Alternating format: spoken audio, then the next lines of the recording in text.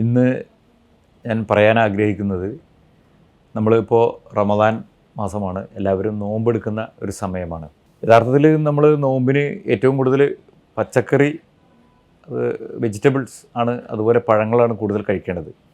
പക്ഷേ പലപ്പോഴും അത് മാത്രമല്ല, നമ്മൾ മാംസാഹാരം കഴിക്കാറുണ്ട്. ആവുന്നതും നമ്മൾ ഫ്രൂട്ട്സും അതുപോലെ പച്ചക്കറിയും കഴിക്കാൻ ശ്രദ്ധിക്കുക. മാംസാഹാരം വളരെ വളരെ കുറയ്ക്കുക എന്നുള്ളതാണ് പറയാനുള്ളത്.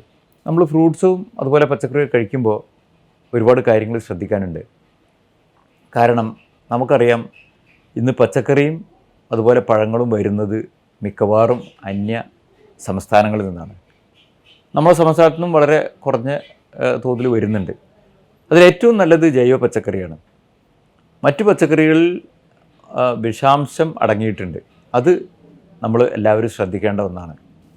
പച്ചക്കറികളും പഴങ്ങളും ഉപയോഗിക്കുമ്പോൾ നമ്മൾ ചെയ്യേണ്ടത്, അതിൽ വിഷാംശം നീക്കുന്നതിന് വേണ്ടി വളരെ സിമ്പിളായിട്ട് ചെയ്യാൻ പറ്റുന്നൊരു പരിപാടിയുണ്ട്. നമ്മൾ വാങ്ങിക്കുന്ന പച്ചക്കറികളോ പഴങ്ങളോ ഒരു 20 മിനിറ്റ് നേരം ഒരു 10% നമ്മൾ കല്ലുപ്പ് ലായനിയിൽ ഇട്ട് വെക്കുകയാണെങ്കിൽ അതിലെ 90% വരെയുള്ള വിഷാംശങ്ങളും നീക്കുവാൻ നമുക്ക് കഴിയും. എല്ലാവരും ഈ കാര്യം ശ്രദ്ധിക്കുക. നമ്മൾ പഴങ്ങളും പച്ചക്കറികളും കഴിക്കുമ്പോൾ അതിൻ്റെ യഥാർത്ഥ ഉപയോഗം നമുക്ക് കിട്ടണമെങ്കിൽ ഈ കാര്യം വളരെതായിട്ട് ശ്രദ്ധിക്കേണ്ടി വരും. പച്ചക്കറിയും പഴങ്ങളുമൊക്കെ നമ്മുടെ ശരീരത്തിന് വളരെ അത്യന്താപേക്ഷിതമാണ്. അതേപോലെ തന്നെ നമ്മൾ വിഷാംശമുള്ളതാണ് കഴിക്കുന്നതെങ്കിൽ അതിൻ്റെ വിപരീത ഫലങ്ങളാണ് ഉണ്ടാവുക.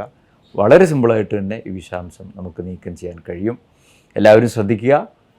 ഇത് വളരെ സിമ്പിളാണ്, നിങ്ങൾക്ക് എല്ലാവർക്കും ചെയ്യാൻ കഴിയുന്നതാണ്. ഒരു സാമ്പത്തിക ബാധ്യത ഉള്ളതല്ല, വേറൊരു ചിലവുള്ള സംഭവമല്ല.